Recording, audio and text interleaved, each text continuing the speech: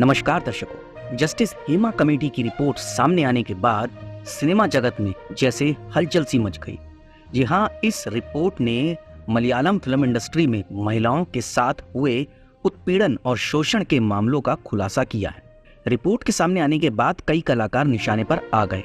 इस बीच बंगाली एक्ट्रेस श्रीलेखा मित्रा ने अपनी आप बीती सुनाई। एक्ट्रेस ने फेमस मलयालम डायरेक्टर और सरकार द्वारा चलाई जा रही केरल चलचित्र अकेडमी के चेयरमैन रंजीत पर दुर्व्यवहार का आरोप लगाया है। श्रीलेखा ने एक मीडिया चैनल से बात करते हुए साल 2009 में हुए एक वाक्य के बारे में बताया है। ये रंजीत की फिल्म पलेरी मणिकयम के दौरान हुआ था। एक्ट्रेस ने कहा कि उन्होंने एक फिल्म के सिलसिले में रंजीत से उनके घर पर मुलाकात की थी, जहां उन्हें निर्देशक का बर्ताव ठीक नहीं लगा।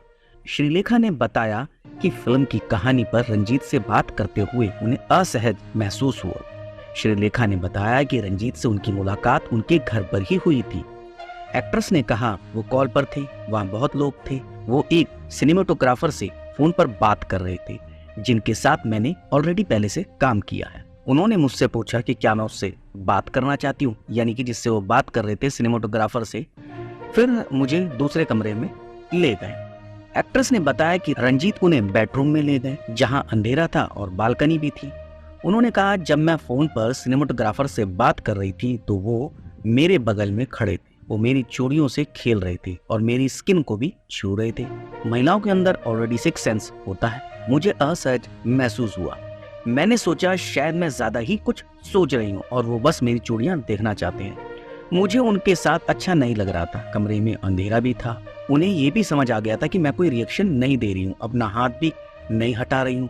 तो उन्होंने मेरे बालों और गर्दन के साथ खेलने की कोशिश की। तब मैं कमरे से बाहर आ गई। मैं शॉक नहीं थी। मुझे पता है इंडस्ट्री में कैसे काम होता है। यहाँ अच्छे और बुरे दोनों ही लोग होते हैं। श्रीलेखा के इन आरोपों को रंजीत ने सिरे से खारिज कर दिया। रंजीत ने कहा कि श्रीलेखा उनके पास फिल्म के ऑडिशन के लिए आई थी। उन्होंने कहा फिल्म मेकर शंकर रामकृष्ण और अन्य लोग उस फ्लैट में मौजूद थे। यह कथित वाक्य वहां नहीं घटा। उनकी परफॉर्मेंस हमें पसंद नहीं आई थी और ये बात उन्हें साफ कर दी गई थी। इस वक्त इस विवाद को उठाने की उनकी साजिश है।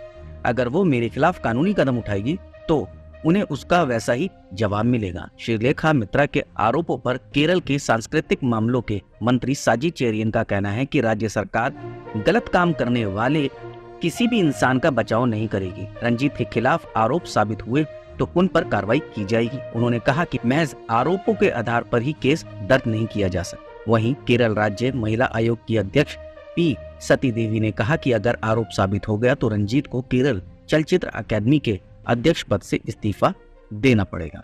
दर्शकों, हालांकि अब इन आरोपों में कितना दम है कितना नहीं, इसकी जांच चल रही है। आरोप सिद्ध होने के बाद रंजीत के खिलाफ कार्रवाई की जाएगी।